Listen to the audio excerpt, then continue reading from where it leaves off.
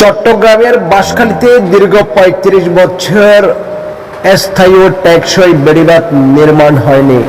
ফলে ঘূর্ণিঝড় আতঙ্কে দিন কাটান উপকূলের ৩ লক্ষাধিক মানুষ। জানা গেছে 1991-এর 29 এপ্রিল ভয়াবহ ঘূর্ণিঝড়ে বিধ্বস্ত হয় বাঁশখালীর উপকূলের প্রায় 37 কিলোমিটার বেড়িবাঁধ। সম্প্রতি বেড়িবাঁধ পুনর্নির্মাণের জন্য সরকারের 493 কোটি টাকার বরাদ্দ দিলেও কাজের মান ও অনিয়ম নিয়ে অভিযোগ করেছেন স্থানীয়রা। উপকূলীয় ছনুয়া, বড়গুনা, গন্ডামারা, সরল, বাহারছড়া, খানকারাবাদ, ইলশা ও প্রেমাশিয়া সহ বাঁশখালীর উপকূলীয় বেড়িবাঁধের বিভিন্ন অংশে ফাটল দেখা দেওয়ায় বর্ষার আতঙ্কে রয়েছেন উপকূলের 3 লক্ষাধিক মানুষ।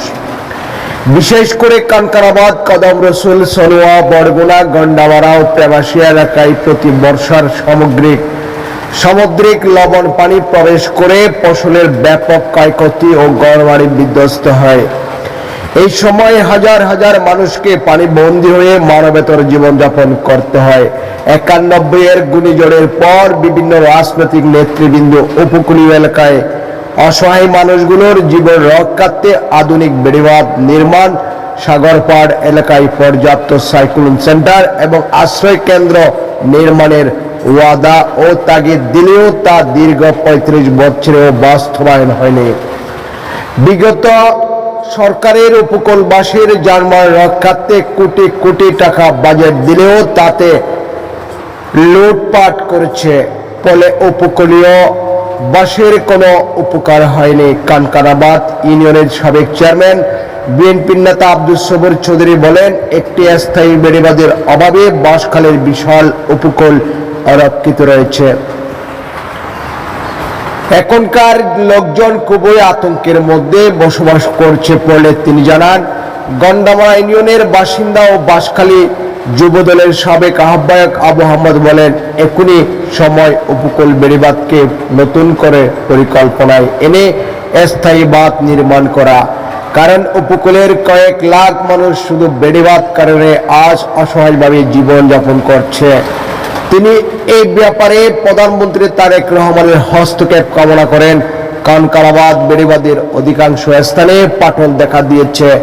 কদম রসুল ও প্রেমাশিয়া সহ বেশ কিছু স্থানে বেড়িবাঁধ জমির সঙ্গে মিশে যাওয়ার সাগরের জোয়ারের পানি অনায়াসে ঢুকে পড়ে এবং কোথাও কোথাও সাগরের পানি বেড়িবাঁধ উপচে পড়ে লোকালয় বিরান ভূমিতে পরিণত হয়। বাঁশখালী কৃষি কর্মকর্তা শ্যামল চন্দ্র সরকার বলেন, সমুদ্রের পানি উচ্চতা বাড়ার কারণে উপকূলীয় এলাকায় লবণাক্ত বৃদ্ধি পাচ্ছে, যা কৃষি জমি ও সুপেয় পানির উৎসের মারাত্মক ক্ষতি করছে বলে মন্তব্য করেছেন তিনি। তার মতে অসময়ের বন্যা, লবণাক্ত এবং পানির পরিবর্তনের কারণে ফসল উৎপাদন হ্রাস পাচ্ছে এবং উপকূলীয় অঞ্চলের মৎস্য চাষ ব্যাপকভাবে ক্ষতিগ্রস্ত হচ্ছে। স্থানীয় বাসিন্দাদের মতে দুর্যোগ মোকাবেলায় অকার্যকর হয়ে পড়েছে বাঁশখালীর উপকূলীয় বেড়িবাঁধ। বাঁশখালীর সংসদ সদস্য মাওলানা জহিরুল ইসলাম এমপি সরেজমিনে পরিদর্শনে গিয়ে উপকূলবাসীর স্বপ্নের বেড়িবাঁধ নির্মাণের কোনো ধরনের অনিয়ম ও দুর্নীতি সহ্য করা হবে না বলে সাফ জানিয়েছেন। তিনি শিডিউল অনুযায়ী কাজ করবার জন্য সংশ্লিষ্ট ঠিকাদারদের আহ্বানও জানিয়েছেন।